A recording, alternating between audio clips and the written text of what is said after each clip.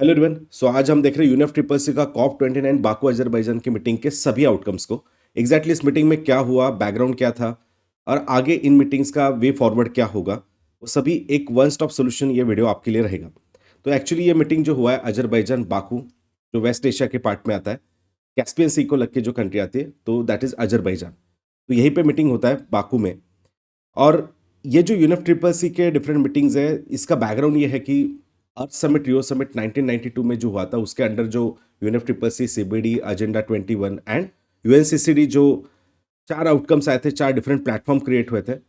ये Rio summit, Earth summit जो establish हुआ था, that is on the basis of Brundtland commission report. तो इन यूनेफ ट्रिपल सी की मीटिंग 1995 से जो शुरू होती है, तो लगभग हर साल होती है एक्सेप्ट कोविड का 2020 का ईयर। तो इस बार जो मीटिंग हुआ है 1995 के बाद का 29th मीटिंग है कॉप 29 बाकू अजरबैजान। यह 11 नवंबर से 22 नवंबर के बीच में हुआ था। इस मीटिंग में कंप्लीटली क्या आउटकम्स है, सभी सभी हम देखेंगे। लगभग 12 से 13 कुछ आउटकम्स यहाँ पे हम देखने वाले हैं। शायद ही कहाँ पे कवरेज हुआ होगा या एक जगह पे इसी वीडियो में आपको डेफिनेटली मिलेगा। It will be one stop solution. बस एंड तक देखो क्योंकि हर एक इनिशिएटिव अपने आप में इंपॉर्टेंट है। तो देखो, इसके नोट्स वगैरह जो होंगे वो आपको Sumit sir notes Telegram channel पे मिल जाएंगे, वहां जाके आप डाउनलोड कर सकते हो फाइल सेक्शन से। तो देखिए, अजरबैजान के बाकू मीटिंग्स में इस बार की थीम जो थी, क्योंकि हर साल जब ये मीटिंग होता है तो उसकी एक थीम होती है। इस बार की थीम यहाँ पे रखी गई थी, investing in a livable planet for all. और नेक्स्ट टाइम जो मीटिंग होने वाली है कॉप 30 की, वो कहाँ होगी ये आपको कमेंट बॉक्स में बताना है, या एंड तक लेक्चर देखो, आपको समझ में आ जाएगा। तो इस मीटिंग में देखो, जो की इश्यूज रहे थे, क्लाइमेट फाइनेंस है, मिटिगेशन गोल है, एडाप्शन स्ट्रैटेजीज है एंड स्टॉक टेकिंग नाम से एक आता है। तो ऐसे चार इंपॉर्टेंट इनिशिएटिव या टेक्नोलॉजिकल शेयरिंग भी स्टॉक टेकिंग में बोला गया था। तो ये चार इंपॉर्टेंट की गोल या ऑब्जेक्टिव्स रखे गए थे यहाँ पे। अब ये क्या है एग्जैक्टली, वो सब डिटेल में हम आगे देखने ही वाले हैं। बट की आउटकम्स ये सबसे इंपॉर्टेंट है कि इस मीटिंग में क्या क्या डिस्कशन हुआ है, या कुछ नए इनिशिएटिव रखे गए हैं। तो ये सारे लगभग 12 इनिशिएटिव्स हैं, जिसमें ग्लोबल कार्बन मार्केट, ये हम सब एक एक डिटेल में हम आगे देखने वाले हैं। फिर लॉस एंड डैमेज के रिलेटेड क्या डिस्कशन हुआ था, फिर global energy storage and grid please है, फिर कॉप हाइड्रोजन डिक्लेरेशन लॉन्च किया गया है, फिर हाइड्रो फॉर नेट जीरो, ये एक इनिशिएटिव काफ़ी इंपॉर्टेंट है जो यहीं पे लॉन्च होता है। बाकू हार्मोनिया एग्जैक्टली क्या है, क्लाइमेट इनिशिएटिव, वो भी हम आगे देखेंगे। तो इसी प्रकार से बाकी भी हम देख लेंगे। पर देखना, ये मीटिंग को अगर अच्छे से समझना है, इन आउटकम्स को अच्छे से समझना है, तो आपको थोड़ा सा बैकग्राउंड हल्का पता होना चाहिए। अगर डिटेल में आपको पूरा कॉप का बैकग्राउंड चाहिए होगा 1992 से लेकर आज तक क्या हुआ है, तो लगभग एक दो दिन में मैं एक शॉर्ट वीडियो बनाने वाला हूँ, जिसमें पूरी स्टोरी रहेगी यूनिफ ट्रिपल सी का एनवायरमेंटल पॉलिटिक्स अब तक कैसे चला है, क्या चला है। और इसका अगर डिटेल में और भी अगर चाहिए होगा तो वीडियो में प्लेलिस्ट सेक्शन में जाके आप इसके वीडियोस दे सकते हो, जो मैंने ऑलरेडी सभी कन्वेंशंस कवर किए हैं। तो देखिए, क्योटो प्रोटोकॉल जो 1997 में हुआ था, जो कि पहला green house gas related protocol है और जो यूनेफ ट्रिपल सी के अंडर ही हुआ था। इसको हम कॉप 3 मीटिंग भी कहते हैं, क्योंकि ये तीसरी मीटिंग थी 1995 के बाद। इस मीटिंग में दो कमिटमेंट पीरियड रखे गए थे। 8 से 12 तक का एक कमिटमेंट पीरियड था, जहां पे 1990 में जितना लेवल था CO2 का, उसका 5% बिलो अचीव करना था 2012 तक। और इसका ही एक्सटेंशन, मतलब 2020 तक क्योटो चलने वाला था, सेकंड कमिटमेंट पीरियड। वहां पे वो कह रहे थे कि 1990 के लेवल के 18% बिलो करना है। बट बेसिकली ये टारगेट अचीव नहीं होता है। बट एक अमेंडेड टारगेट यहाँ पे वो लेके आते हैं कि जो क्योटो आज भी हम उसको सर्वाइव कर सके, आज भी हम उसको इम्प्लीमेंट कर सके। तो यहाँ पे इंडस्ट्रियलाइज नेशन जो है, वो collectively 4.2% reduction by 2012 and 1990 level, ये टारगेट को आज भी वो कहते हैं कि यहाँ तक तो भी एटलीस्ट लिमिट करो। भले ही वो 2012 तक था, बट अभी भी हम टारगेट को अचीव कर सकते हैं।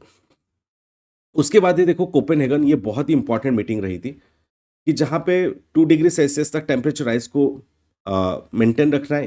एंड सबसे इंपॉर्टेंट, इस कोपेनहेगन अकॉर्ड में पहली बार बोला गया था कि क्लाइमेट रिलेटेड एक फाइनेंस किया जाएगा, जो डेवलप नेशन जो है, डेवलपिंग नेशंस को कुछ फंड्स प्रोवाइड करेंगे for the vulnerable Nations, okay, या फिर उनके जो इश्यूज अभी फेस हो रहा है क्लाइमेट चेंज की वजह से, उनसे लड़ने के लिए।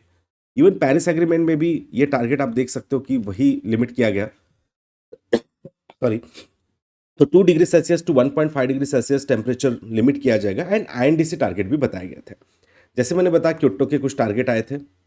उसके बाद मैंने बताया कि आपको कोपेनहेगन 2009 में एक कमिटमेंट आता है इन डेवलप नेशंस की तरफ से कि हम क्लाइमेट फाइनेंस प्रोवाइड करेंगे एडप्शन एंड मिटिगेशन के लिए।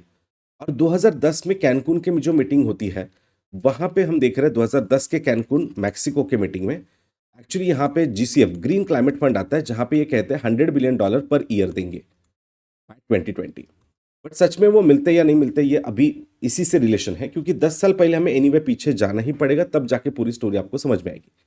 और इसके बाद हम देख रहे हैं कि पेरिस एग्रीमेंट आता है, जहां पे क्योटो खत्म होने के बाद 2020 के बाद क्या टारगेट्स है ये पेरिस में बताया जाता है, जहां पे कुछ वॉलंटरी टारगेट मतलब आईएनडीसी टारगेट्स थे और कुछ बाइंडिंग टारगेट थे, जैसे कि 2 डिग्री सेल्सियस तक या 1.5 डिग्री सेल्सियस तक जो टेम्परेचर राइज हो रहा है with respect to pre industrial level, वो हमें लिमिट करना है 2030 तक। मतलब 2030 तक ये टेम्परेचर राइज को हमें लिमिट करना है मैक्सिमम 2 डिग्री या 1.5 डिग्री तक। तो देखो ये सारे बैकग्राउंड चलते हैं, फिर हमने देखा है कि 2020 में तो मीटिंग हो नहीं पाया कोविड की वजह से, बट 2021 में COP26 का मीटिंग होता है ग्लासगो में। और ग्लासगो में इंडिया ने काफ़ी हाईली कमिटेड टारगेट रखे, पंचामृत टारगेट रखे थे। इवन फेज आउट करना है फॉसिल के सब्सिडीज को, ये भी यहाँ पे तय हुआ था। एंड कोल को सबसे पहली बार एड्रेस किया गया कि कोल का यूज़ जितना हो सकता है उतना कम करो। फिर उसके बाद देखो मीनवाइल हम अगर देखें 2013 में वर्सोवा जो मीटिंग हुआ था, जहाँ पे आईएनडीसी नाम से कंसेप्ट आई थी, इंटेंडेड नेशनल डिटरमाइंड कंट्रीब्यूशन, उस 2013 की वर्सोवा मीटिंग में और एक टर्म कॉइन किया गया था, वो था लॉस एंड डैमेज। कि जो क्लाइमेट चेंज हो रहा है, टेम्परेचराइज हो रहा है, उस वजह से जो लॉस एंड डैमेज होता है पुअर नेशंस को, डेवलपिंग नेशन को या नॉन डेवलप नेशन को, उसके लिए फंड आप प्रोवाइड करो। बेसिकली ये थोड़ा सा जीसीएफ में ही पुश हो रहा था। मतलब ग्रीन क्लाइमेट फंड जो 2010 में इन्होंने प्रमोट किया था कैनकून मैक्सिको में, उसी में आप एक प्रकार से लॉस एंड डैमेज का फंड ऐड कर देना। तो बेसिकली ये बैकग्राउंड में अब डिमांड सबको समझ में आ रही कि क्योटो का मीटिंग का एक थोड़ा आउटकम फॉलो किया जाना चाहिए। दूसरा है कि आईएनडीसी टारगेट सबको फॉलो कैसे करने हैं, क्या करने हैं। फिर लॉस एंड डैमेज फंड होगा, जीसीएफ के फंड्स हो गए। तो बेसिकली इस मीटिंग में, अजरबैजान बाकू के मीटिंग में सबसे बड़ा पुश था कि फंड्स का पुश। उसके अलावा अगर हम कहेंगे तो टेक्नोलॉजी का ट्रांसफर, कि डेवलप कंट्रीज सिर्फ मतलब फंड ही ना दे, बट फंड के साथ वो क्या करना है, उनको कुछ टेक्नोलॉजी ट्रांसफर करनी है। बिकॉज इनका आर&डी जो होता है, रिसर्च एंड डेवलपमेंट, वो काफ़ी अच्छा होता है अलग अलग इंडस्ट्रीज में लेके, कि जहाँ से इमिशन कम हो। तो ऐसी क्लीन टेक्नोलॉजी आप हमें फॉरवर्ड करो, ट्रांसफर करो। एंड ग्लोबल स्टॉकटेक मतलब collective progress toward the long term जो ऑब्जेक्टिव्स है पेरिस एग्रीमेंट के, उनको भी फॉलो किया जाए। तो ऐसे कुछ की टारगेट्स यहाँ पे इस बाकू के मीटिंग में रखे गए थे।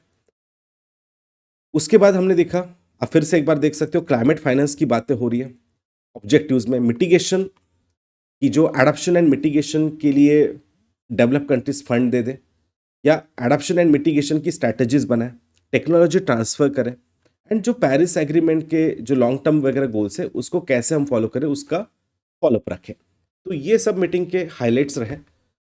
बट आपको पता है कि ये मीटिंग शुरू होने से पहले ही काफ़ी क्रिटिसिज्म शुरू हुआ था, क्योंकि अजरबैजान में मीटिंग रख रहे हैं, ये क्या कोई बहुत अच्छी कंट्री है क्या? अभी तक मतलब कोई आइडल कंट्री रही है क्या? तो देखो वो कहते हैं कि काफ़ी सारे एनवायरमेंटलिस्ट हो, इवन इम्पॉर्टेंटली अगर ग्रेटा थुनबर्ग इनकी बात करें, तो वो भी कह रही थी कि इन कंट्रीज में इतना क्योस है, मतलब ये खुद ही एक मेजर फॉसिल फ्यूल प्रोडक्शन वाली कंट्री है, काफ़ी करप्शन चल रहा है। इवन नागार्नो काराबाग जो रीजन है, वहाँ पे भी इनके इतने कुछ इश्यूज चल रहे हैं।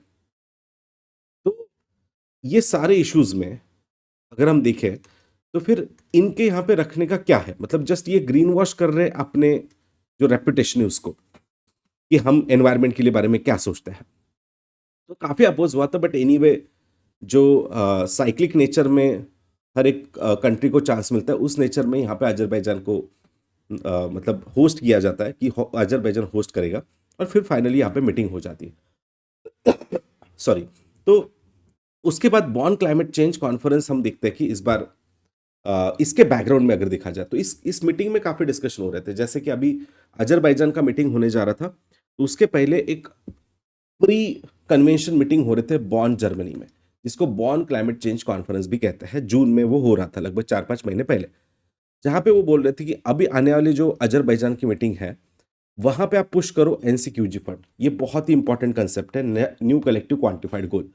जो जीसीएफ है, जिसमें $100 बिलियन डालने का इन्होंने वादा किया था, उसी वादे में हम देख रहे हैं कि एनसीक्यूजी उसको कलेक्टिव गोल्स करके यहाँ पे वो फंड्स डिपॉजिट किए जाएंगे।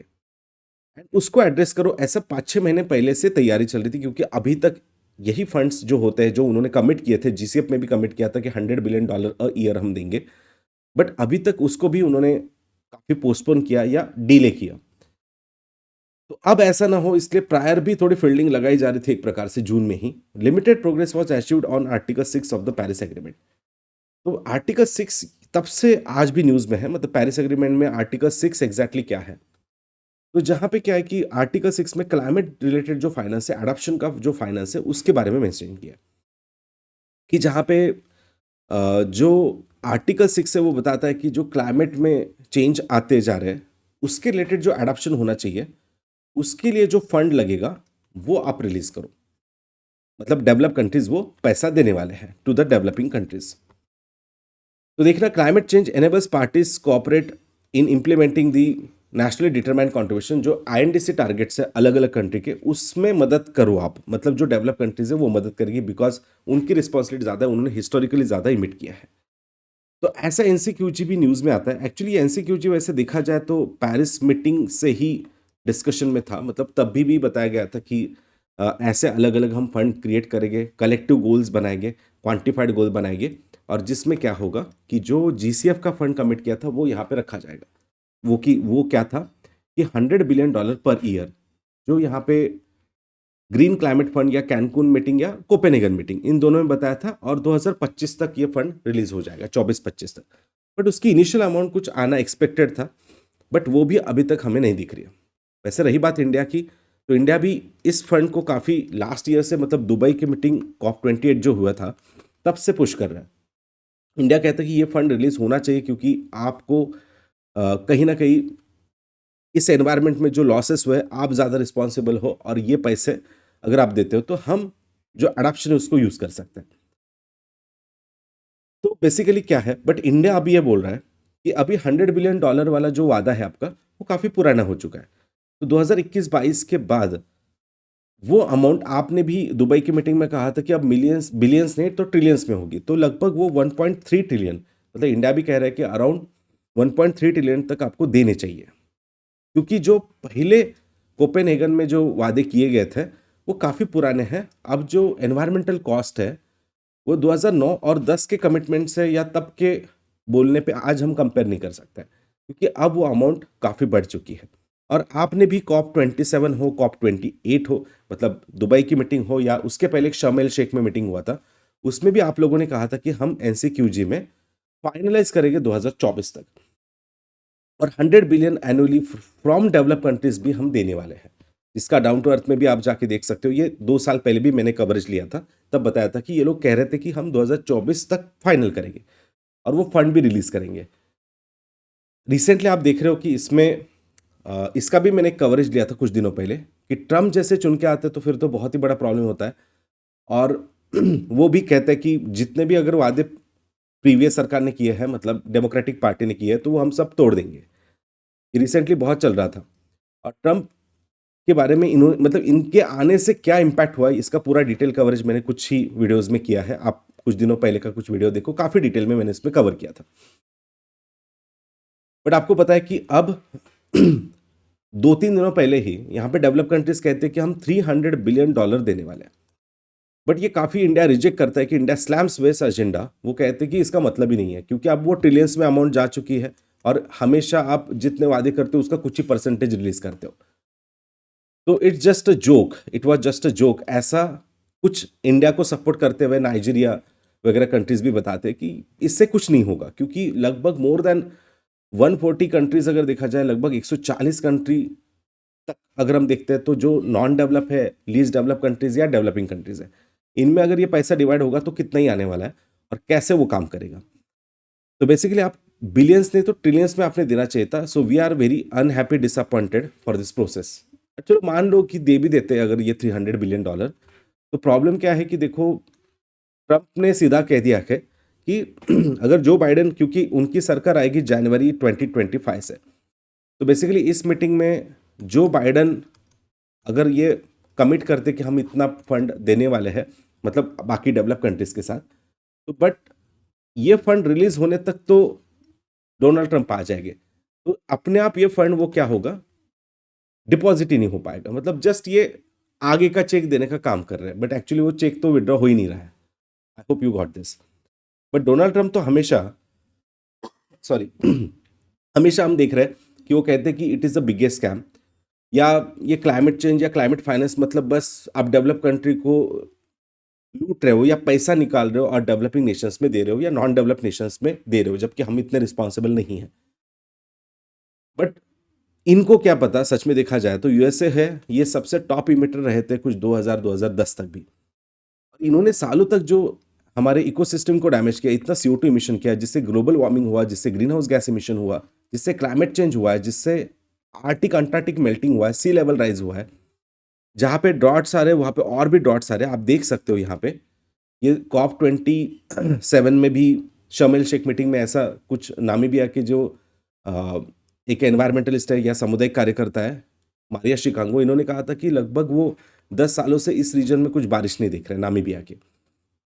और आपको भी पता है कि छाड़ है, नाइजर है, वोल्टा है, ऐसे बहुत सारे रीजन्स है कि जो लिटरली ड्राई होते जा रहे हैं। एक फैग्यूबाइन नाम से लेक है, तो वो तो लिटरली डेजर्ट में कन्वर्ट हो चुका है अफ्रीका में। इसकी डॉक्यूमेंट्री भी है, Namibia the crisis of drought. अब इनकी जो मेल न्यूट्रिशन, इसके लिए कौन रिस्पॉन्सिबल है फिर? तो बेसिकली डोनाल्ड ट्रंप, इनकी पॉलिसी डेफिनेटली हम देखते हैं कि इट इज़ नॉट गुड, मतलब बस वो पैसे के बारे में सोच रहे हैं। जैसे आपने देखा कि शो मी द मनी, ऐसा भी कुछ आर्टिकल आया था। तो मतलब ट्रम्प कहते हैं कि हम पूरा क्रूड ऑयल वगैरह है जितना भी एक्सपांड करना है वो करेंगे, और किसी को एक पेनी भी नहीं देंगे, एक पैसा भी नहीं देंगे। तो मतलब वो है ना कहीं प्लैनेट को डिस्ट्रॉय करने का ही एक फीचर लेके आए हैं। और वो वे फॉरवर्ड उनका तो वही दिख रहा है कि वो they don't care about the environment. But इससे नहीं होगा, है ना, आगे हम देखेंगे और भी चर्चा करेंगे कि क्या है। बट चलिए आते फिर से इस मीटिंग पे, इस मीटिंग के आउटकम्स पे। तो देखो, सॉरी, कि जैसे हमने थीम देखा investing in a livable planet for all, उसके बाद इसमें हमने देखा क्लाइमेट फाइनेंस है, टेक्नोलॉजी ट्रांसफर है, कैपेसिटी बिल्डिंग, ऐसे कुछ आउटकम्स आए थे। और इनमें से हम अब एक एक आउटकम को शुरू करते हैं, एकदम शॉर्ट शॉर्ट में कवर करेंगे, बट आपको पता होना चाहिए कि ये आउटकम कहाँ से कौन सा है। जैसे यूपीएससी पूछ सकता है कि COP28 मतलब दुबई से कौन सा है, या उसके पहले शर्म एल शेख में जो मीटिंग हुआ था COP27, है ना, वहाँ से कौन सा है, या ग्लासगो में कौन से आए थे। इनके बारे में जानना है तो इसका भी वीडियो आप प्लेलिस्ट में जाके देख सकते हो, जहाँ पे मैंने प्रीवियस भी सेम ऐसे ही कवर किए हैं। तो ग्लोबल कार्बन मार्केट सबसे पहले देखते हैं। तो बेसिकली जो अभी हम बात कर रहे थे article 6 under the Paris agreement जो 2015 में हुआ था, तो यहाँ पे कुछ पाथवेज बताए गए कि हम कैसे कम करेंगे, एंड एक फ्रेमवर्क बनाए कि which can help the direct resources to developing countries potentially save up to 250 billion annually per year. तो कोऑपरेशन करो, एक कार्बन का मार्केट क्रिएट करो, और जो क्लीन कार्बन क्रेडिट होगा, इमिशन ट्रेडिंग होगा, तो वो ट्रेडिंग फिर से एक्टिव करो जो क्योटो में भी था। और जिससे क्या होगा कि अगर एक कैप जो सबको प्रोवाइड किया जाएगा, जो एक्स्ट्रा इमिट करता है तो उसको पोल्यूटर पे प्रिंसिपल लगा, और जो कम पोल्यूट करता है उनके पास एक्स्ट्रा क्रेडिट बचेंगे, तो वो क्रेडिट्स सेल करने के लिए अवेलेबल हो। तो basically carbon credit emission trading की जो कंसेप्ट है वो भी यहाँ पे लेके आ जाए, जो डायरेक्ट हेल्प करेगी resources for to developing countries to potential से up to $250 billion, and some technology sharing भी आपको करना है। तो ये सब आर्टिकल 6 से related global carbon market create किया गया। सेकंड था implementing loss and damage fund. वैसे तो आया था ये 2013 में वर्सोवा पोलैंड में, बट वो कह रहे कि लॉस एंड डैमेज जो फंड है इसको एक्शन में लेके आ जाओ, क्योंकि वो तब से ठंडा पड़ा है, इसमें फंड्स डिपॉजिट नहीं हो रहे हैं। तो चाहे GCF के थ्रू हो, but loss and damage fund जो है वो providing financial help to countries vulnerable to climate impacts, वो एक बताया गया है। Global energy storage and grid pledge एक रखा गया था। The pledge commit signatory to commit to a collective goal of deploying 1500 gigawatt of energy storage globally by 2030।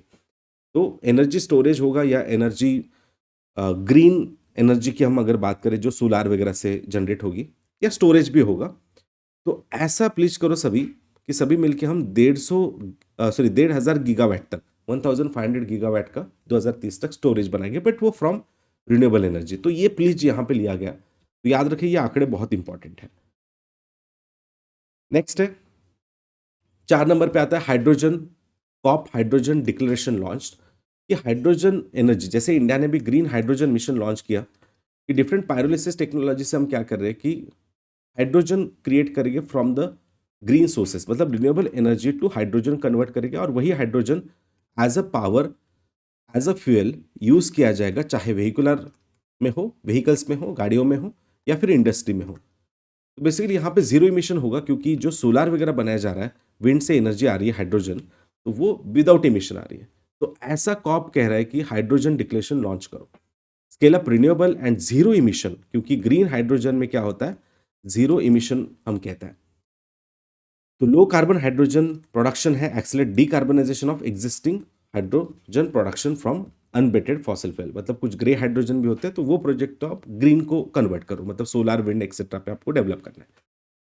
Even इसमें और एक हाइड्रो फॉर नेट जीरो, मतलब नेट जीरो इमिशन अगर आपको अचीव करना है, जैसे हर कंट्री ने अपने अपने टारगेट रखे हैं, जैसे इंडिया ने भी 2070 का कुछ टारगेट रखा है, तो उसके लिए भी आपको क्या है कि modern sustainable hydro power infrastructure बनाना पड़ेगा, मतलब हाइड्रोजन पावर जनरेट करने के लिए सोलार वगैरह प्लांट्स बिठाने होंगे। तो देखना, hydro for net zero initiative, COP hydrogen declaration यहाँ पे लॉन्च होता है। इवन और एक था कि जहाँ पे टेरामेड इनिशिएटिव भी यहाँ पे लॉन्च होता है।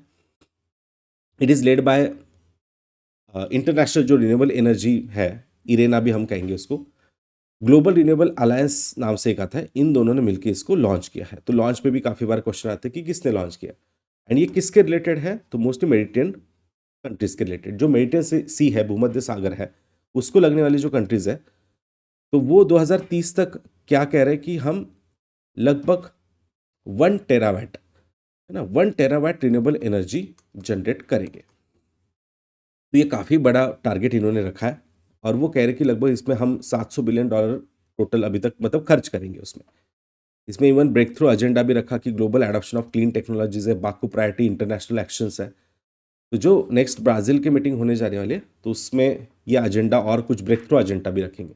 बट इसमें फाइनली याद रखो कि टेरामेड इनिशिएटिव कहाँ से आता है, तो इसी मीटिंग से आता है, टेरामेड इनिशिएटिव, जिसमें कितना टारगेट है, 1 terawatt capacity of renewable energy by 2030 तक। This is most important, initiative of Irena and global alliance का ये इनिशिएटिव है। तो देख लेना, ग्लोबल एनर्जी स्टोरेज या ग्रिड स्प्रीच में यहाँ पे अलग है, ये 1500 गीगावाट जो अभी हमने थोड़ी देर पहले देखा, वो अलग है थोड़ा सा, और ये अलग है।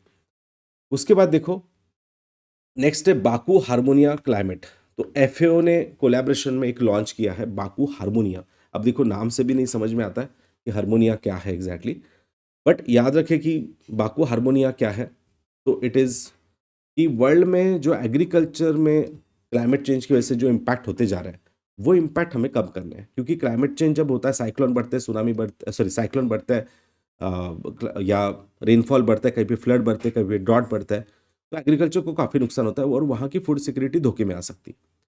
उस फूड सिक्योरिटी को मद्देनज़र रखते हुए, या फिर ऐसे पुअर नेशंस में अगर इसके एग्रीकल्चर के निगेटिव इम्पैक्ट नहीं होने चाहिए ऑन क्लाइमेट चेंज, तो इसका एडॉप्शन एंड मिटिगेशन के लिए फिर बाको हारमोनिया क्लाइमेट इनिशिएटिव बनाया गया, जिसमें हम फार्मर्स को स्ट्रेंथन करेंगे, राइट। तो it is very important, launch in the Baku Harmoniya climate invited to unite over 90 global programme supporting climate resilient agri food system, sorry. तो क्लाइमेट रेजिलियंट हम agriculture यहाँ पे बनाएंगे बाको हारमोनिया क्लाइमेट इनिशिएटिव में। Global energy efficiency alliance एक बनाया गया, global energy efficiency alliance, GEE, which is launch by the UAE, जो कि लास्ट ईयर होस्ट कर रहा था इस मीटिंग को, COP28 के मीटिंग को, जो दुबई में हुआ था। तो उन्होंने इस बार यहाँ पे लॉन्च किया ग्लोबल एनर्जी इफिशियंसी अलायंस, कि जिसको हम एनर्जी को एनहांस करेंगे, इफिशिएंट बनाएंगे। जैसे हम देखते हैं ना कि इंडिया में भी national action plan on climate change के अंडर जो 8 मिशन है, उसमें से एक मिशन है national mission on enhance energy efficiency, जिसमें हम क्या कहते हैं कि हम एनर्जी को मोर इफिशिएंट यूज़ करेंगे। जैसे अभी एक पहले बल्ब थे जीरो के बल्ब होते थे, जहाँ पे एनर्जी ज़्यादा लगती थी और उजाला भी थोड़ा कम मिलता था, बट अब CFL आ गए, LED लाइट्स आ गए, जिसमें कम एनर्जी कंज्यूम होती है, बट लाइट भी ज़्यादा मिलती है।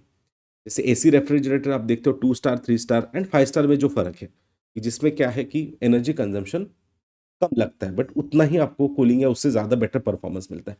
Just because of advance technology.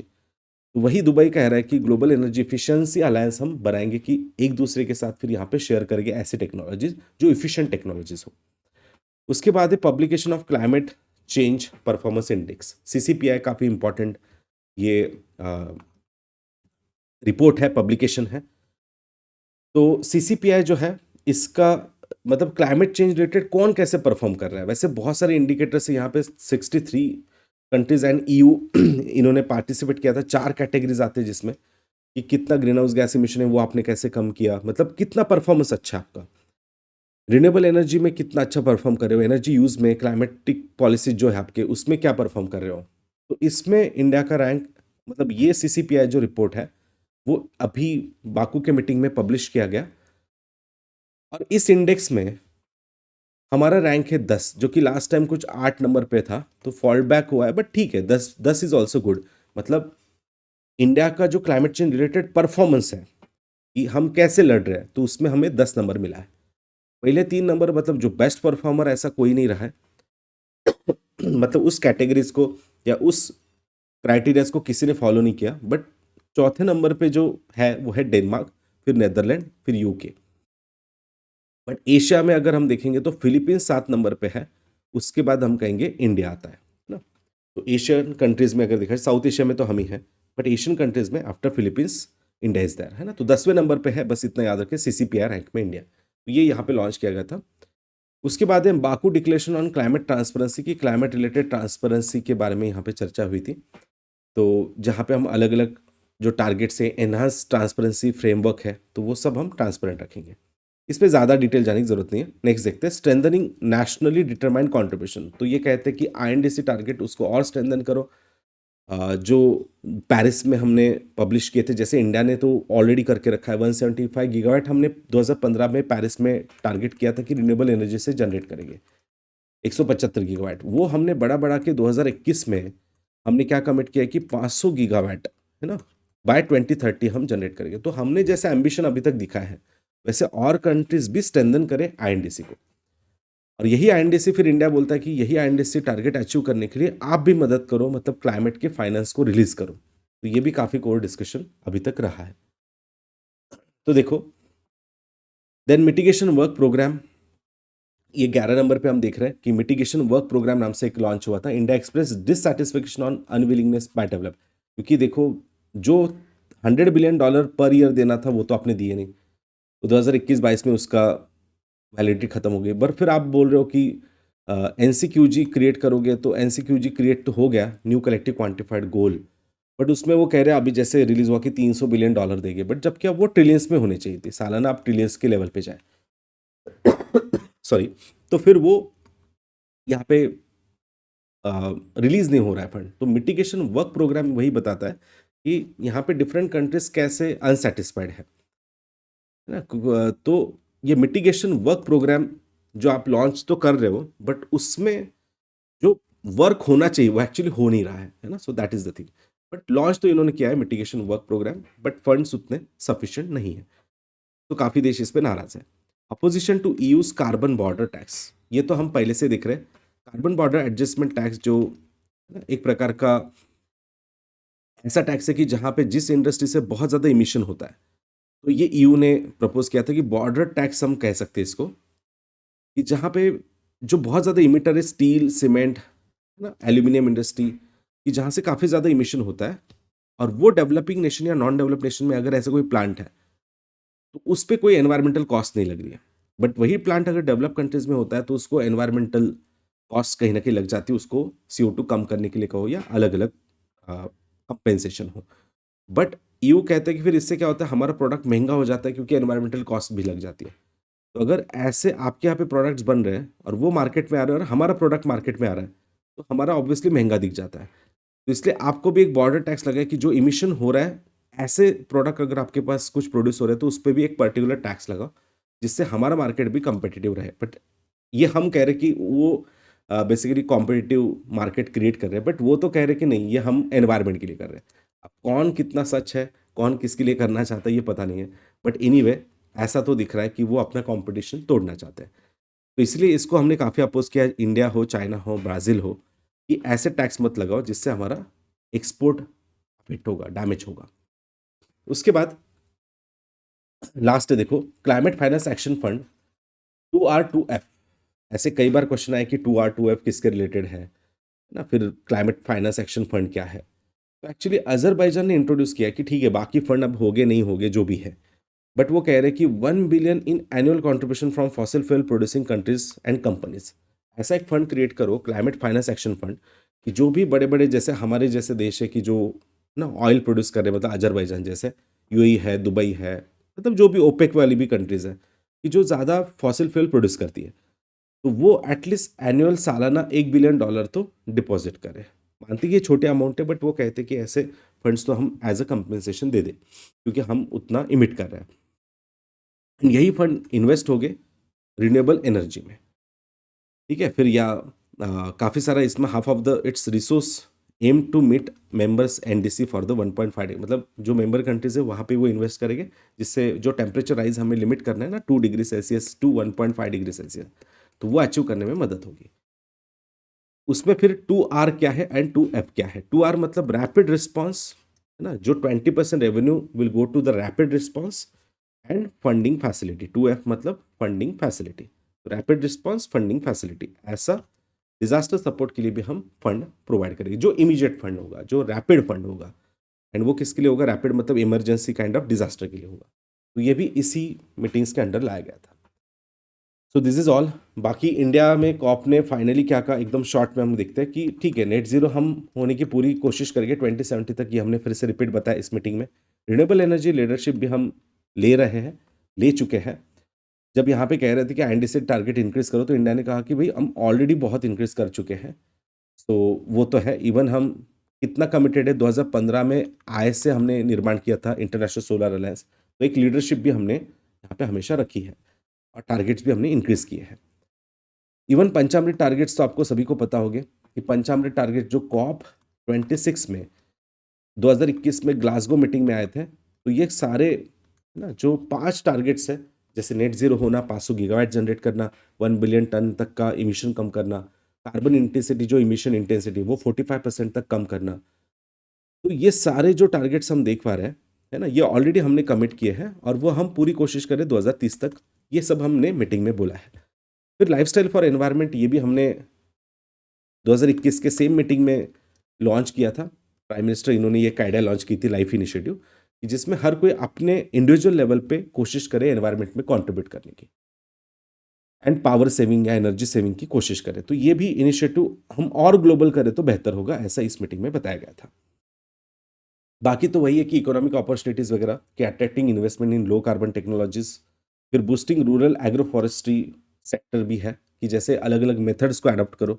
Agriculture से इमिशन काफ़ी ज़्यादा होता है, तो स्टबल बर्निंग आप जानती हो, आप दिल्ली की क्या हालत है, तो इसको सोल्यूशन निकालो, है ना। इसमें फिर जितना स्टबल बर्निंग को रोक सके बलेर मशीन वगैरह, इसका भी एक मैंने पूरा लेक्चर दिया है, आप देख सकते हो कि प्लेलिस्ट में जाके, एग्रीकल्चर प्लेलिस्ट में, एग्रीकल्चर के जो डिफरेंट स्कीम्स है या मेथड्स है, क्रॉपिंग पैटर्न्स, उसमें बताया कि एग्रो फॉरेस्ट्री में या कौन सा ऐसा सेक्टर एरिया में, मतलब एग्रीकल्चर में हम इंप्लीमेंट करें जिससे एग्रीकल्चर थोड़ा एनवायरमेंट फ्रेंडली या इको फ्रेंडली हो जाए, तो आप ज़रूर उसको देख लेना।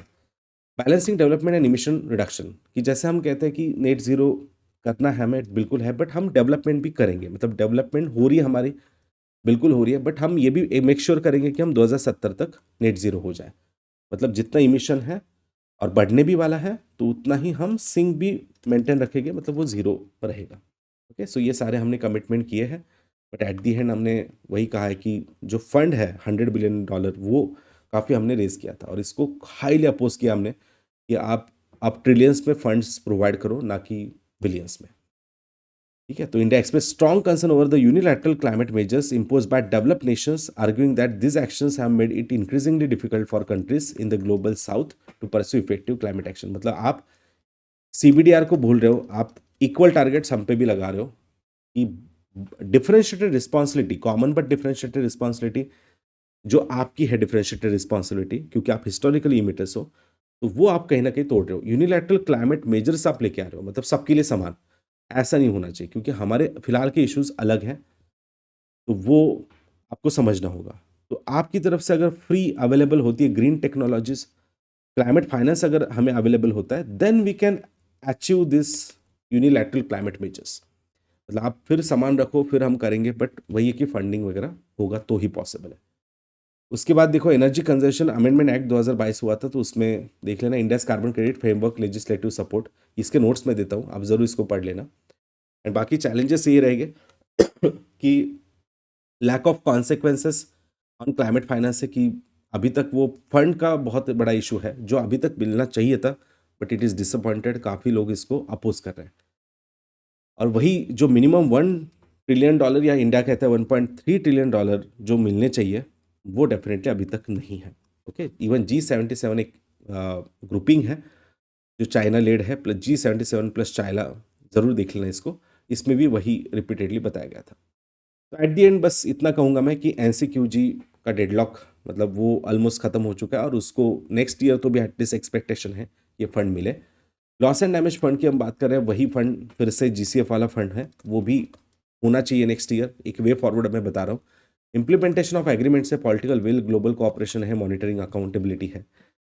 इवन ये सब मतलब अभी चैलेंज होगा क्योंकि अब डोनाल्ड ट्रंप आ चुके हैं, तो फिर है ना, जो बड़ा फंड आने वाला था यूएस की तरफ से, तो शायद वो अब नहीं आएगा, क्योंकि उन्होंने क्लियरली मेंशन किया है I will not give any penny. ठीक है, तो वो एक इशू है। फिर मॉनिटरिंग एंड अकाउंटेबिलिटी, अगर कोई देना भी चाहता है तो उसका कैसे मॉनिटरिंग करे, उसको कैसे अकाउंटेबल करे, वो एक इशू है। ये सारे चैलेंजेस बहुत बड़े बड़े चैलेंजेस हैं। इवन रशिया वगैरह थोड़ा बहुत एनवायरनमेंट के लिए फंड्स के लिए सपोर्ट करता था, बट प्रॉब्लम है कि उनका ही खुद का कॉन्फ्लिक्ट चल रहा है, वॉर सिचुएशन में है, तो फिर वो कहीं ना कहीं हमें दिख रहा है कि प्रॉब्लम क्रिएट करेगा। इवन ट्रांजिशन में काफ़ी लोग जाना चाहते हैं हम कि लेडिट जैसे स्कीम है, leadership of industrial transition, but वो ट्रांजिशन का कितना होगा, क्या होगा उसका, या सिर्फ पेपर पे है, वो काफ़ी बड़ा एक टारगेट रहने वाला है। तो ये सब देखा जाएगा। बाकी तो है ना, एक वॉलंटरी कार्बन मार्केट है या फिर कंप्लायंस मार्केट है, ये हम लगा तो कुछ नेक्स्ट सेक्शन में देखेंगे। बट बस फाइनली इतना याद रखना है कि ग्लोबल कोऑपरेशन बहुत ज़रूरी है। भले ही यूएसए बैकआउट कर रहा है, ये क्या पहली बार नहीं कर रहा है, 2012 के दोहा मीटिंग में भी उन्होंने जब क्योटो एक्सटेंड करना था, या क्योटो का सभी दोनों प्रोटोकॉल हो गए, उसमें उन्होंने सपोर्ट नहीं किया था। बट एक किसी कंट्री के लिए हम रुक नहीं सकते, हमें यहाँ पे ग्लोबल कोऑपरेशन मेंटेन रखना होगा। बाकी डेवलप कंट्री जितना हो सकता है उतना फंड दे, और ये जो UNFCCC की जर्नी है वो हमेशा कंटिन्यू रखें। बाकी एनहांस टेक्नोलॉजी ट्रांसफर है, फिर ऑपरेशनल जो करना है लॉस एंड डैमेज, वो फंड ऑपरेशनल करें। So this is all. बस एट द एंड मैं इतना कहूँगा कि ये जो भी इनिशिएटिव्स हमने देखे हैं, इनको अच्छे से देखो। इंडिया का क्या ऑब्जेक्टिव या पर्सपेक्टिव रहा है, ये सब आपको डेफिनेटली ठीक से कवर करना है। आई होप सबको समझ में आया कि बैकग्राउंड क्या है। बाकी जिनको सब्सक्रिप्शन लेना है, they can use the code Sumit के लाइव। काफ़ी सारी बैचेस अभी स्टार्ट हो रही है। 6 दिसंबर से भी एक बैच स्टार्ट होने वाला है। इवन 27 नवंबर से भी आगाज़ नाम से एक बैच स्टार्ट होगी, उसमें भी आप एनरोल कर सकते हो। बाकी रफ्तार बैच भी एक है जो प्रीलिम्स डेडिकेटेड बैच है, कि जो 6 दिसंबर से स्टार्ट हो रही है। यहाँ पे एकदम लोएस्ट प्राइस में आपको एक सब्सक्रिप्शन यहाँ पे मिलेगा। इवन मॉक टेस्ट इसमें अवेलेबल होगी, कंप्लीट सिलेबस भी कवरेज होगा 6 महीने का। तो ये ज़रूर एनरोल आप करो, जिनका ऑलरेडी कोई बैच हो चुका है और वो एक रिवीजन चाहता है, तो बहुत अच्छा यहाँ पे एक रिवीजन आपको मिलेगा डिफरेंट टॉपिक्स का। बाकी for the same you can use the code Sumit के लाइव। एंड एग्रीकल्चर की जो प्लेलिस्ट है वो ज़रूर देखो, इसमें मैंने क्रॉपिंग पैटर्न वगैरह सब कुछ बताया, एनवायरनमेंट का काफ़ी अच्छा कनेक्शन है। बाकी Sumit sir notes Telegram channel पे आपको इसके नोट्स वगैरह मिल जाएंगे, उनको ज़रूर देख लेना आप। ठीक है, बाकी सब्सक्रिप्शन के लिए भी आप सेम कोड यूज़ कर सकते हो, सुमित के live. And for free enrolment of an academic classes you can use the same code. तो आई होप ये सबको पूरा मीटिंग समझ में आ चुका है। तो मिलते हैं फिर नेक्स्ट सेशन में। Thank you.